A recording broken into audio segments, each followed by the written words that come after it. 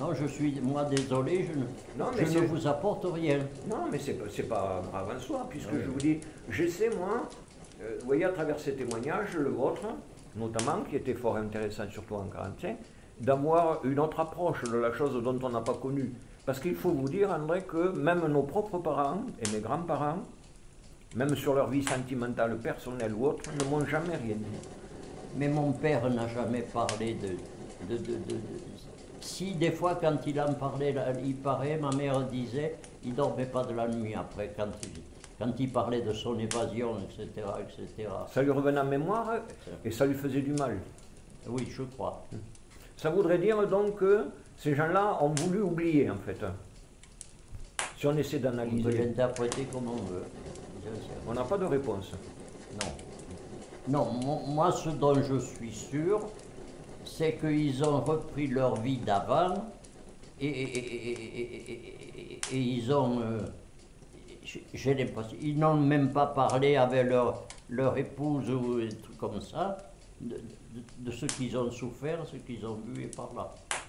Parce que j'ai un cas similaire comme ça sur Cazaux, par exemple, dans la famille de chez Auguste Allais. Guillaume Mengarduc. Le grand-père de Jean Mengarduc. Oui. Qui avait été blessé à la main. Oui. Et en parlant de tout ça, il m'a dit, mais c'est vrai, après je me rappelle qu'il avait été touché à la main. Et il avait été marqué par ça. Il avait été endurci par ça. Il en devenait même un peu agressif, si vous voulez. Vous voyez, il y a des moments où il avait une agressivité qui montait en lui, sans que lui, tout jeune, oui, ne comprenne ce qui s'était passé. Oui, oui. Vous voyez, il devait y avoir des réactions tout à fait humaines, qu'on peut comprendre, qui faisaient que leurs blessures devaient les marquer à un moment donné. Parce que, bon, si vous avez la main arrachée par un éclat d'obus, que vous avez les doigts crispés comme ça, il est difficile en tant qu'agriculteur de pouvoir tenir. Moi, je vois, j'ai côtoyé, pour être voisin, à Grasse, celui qui a été trépané à Castillon, oui, et celui qui avait perdu sa jambe de Saint-Aventin, oui, parce que c'était des frères, et pour les fêtes du cochon, on se retrouvait là. Mais on ne parlait jamais de ça, jamais. Ils étaient donc assez fermés sur tout ça. Ah, tout à fait, tout à fait. Mais alors, ce dont je vous parlais tout à l'heure, le rapport aussi entre ceux qui avaient fait 14 et 39-45. On me disait à Saint-Aventin justement qu'ils évitaient de parler de leur guerre, chacun, les jeunes et les anciens, parce que les anciens leur rétorquaient qu'eux avaient gagné leur guerre, tandis qu'en 39-45, si on n'avait pas eu les alliés, ça serait mal sorti. Donc finalement, chacun cachait son malheur. Oui, mais il ne faut pas oublier non plus qu'on s'en est sorti de la guerre de 14-18 parce qu'il y a quand même les Américains qui sont entrés en guerre. Autrement, on n'aurait pas gagné la guerre. Hein. Mais les livres d'histoire vous le racontent différemment. Ils vous disent que c'est les Français qui ont gagné la guerre de 14-18. Ben oui. Hein? Mais Lafayette, nous voilà. Et oui. En fait, nous avons toujours eu besoin d'alliés de circonstances. Mais c'est forcé. Parce que ils avaient une avance, les Allemands. Et là maintenant, je ne vois pas comment vous allez reprendre. Vous allez revoir dans tous les patelins, là, ou comment? Alors non, moi je suis actuellement de structurer mon livre. C'est-à-dire que j'ai repris le parcours militaire de tous ces jeunes, gens. Parce qu'il faut savoir aussi qu'à la fin de la guerre, on a enrôlé, non pas à 20 ans, mais souvent à 18, 19 ans. Mais tous ces soldats, je les ai donc recensés, avec leur parcours militaire et leurs blessures. Et je voudrais donc, à travers ces blessures donc, qui sont notées, les commissions de réforme de Toulouse, de Saint-Gaudens, des villes où ils sont passés et autres, pour leur attribuer une éventuelle pension d'invalidité pour les maux dont ils souffraient. Et je les vois souffrir, ces gens-là, à travers les commissions de réforme et l'attribution de pension. Donc je me dis, ces gens-là, ils sont revenus, certes, à la maison. Moi, j'ai bien connu, puisque j'étais tout jeune à Cazaux, Escole, je l'ai très bien connu, Simon. Bon, ben, lui, par exemple, il a subi les gaz moutarde.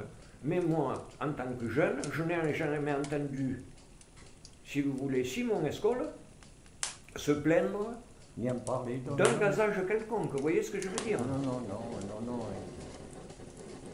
Non, non. Donc je sais qu'ils ont souffert. Oui, oui. Je fais un travail de mémoire en disant, voilà, par exemple, Simon Escole, c'est un exemple.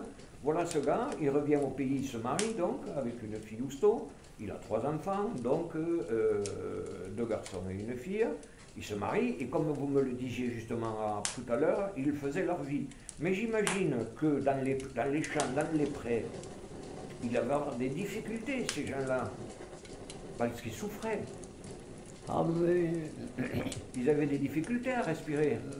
oui, Parce que oui, le gaz d'accord. moutarde, Oui, oui, mais oui, ça c'était... c'était terrible, parce qu'au début, l'armée n'a pas voulu le reconnaître dès le départ, que c'était Ben des oui. gaz moutarde. Mais oui, oui. Il y avait des difficultés. Donc voilà ce que j'essaie de comprendre, quoi. C'est une enquête Oui, personnelle. oui, mais... Ils se sont complètement réintégrés et il n'avait plus été question de la guerre. Oui. Ils ont rebouté leur dos et ils sont repartis dans les champs Voilà, absolument. en attendant 20 ans de plus pour certains, Oui, oui. jeunes appelés en fin de guerre de 14-18, Oui, oui. de rempiler pour 39-45 après. Vous avez en bas, par exemple, une nommée Lily, qui était née Riégère, Oui. qui était une des filles comme moi je suis le père, le fils de Crampé, du boulanger, parce que moi je les ai connus là, les Riégel. C'est la femme de M. Valdès. Voilà. Et alors moi j'essaie de, si vous voulez, de recenser auprès de vous ici, tous ceux qui sont du Larbous, parce que mon travail ne peut pas non plus être fait sur tout Luchon, sur la vallée d'Ouaille et autres. Donc je me cantonne sur le territoire que je connais le mieux, si vous voulez, c'est la vallée du Larbouste. Et puis après, psychologiquement, comment ils en sont sortis, ces gens-là aussi, parce que la blessure de guerre par elle-même, Oui, c'est une chose, mais psychologiquement, quand on voit les images à la télé avec des jeunes gens tremblants et autres, psychiquement, ils devaient être touchés, tous ces gens. La seule chose que je peux vous dire, c'est qu'ils espéraient revenir, parce que quand ils sont venus en permission, ils ont tous ramené un Moser dans l'espoir d'aller à la chasse avec le Moser. Il y avait des Moser dans toutes les familles, qui étaient de bonnes armes d'ailleurs. C'était les meilleurs à l'époque, je crois. Oh oui.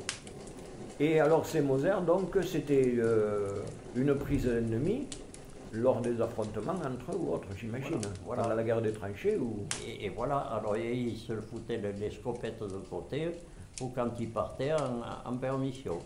Et ils ont tous ramené des Moser.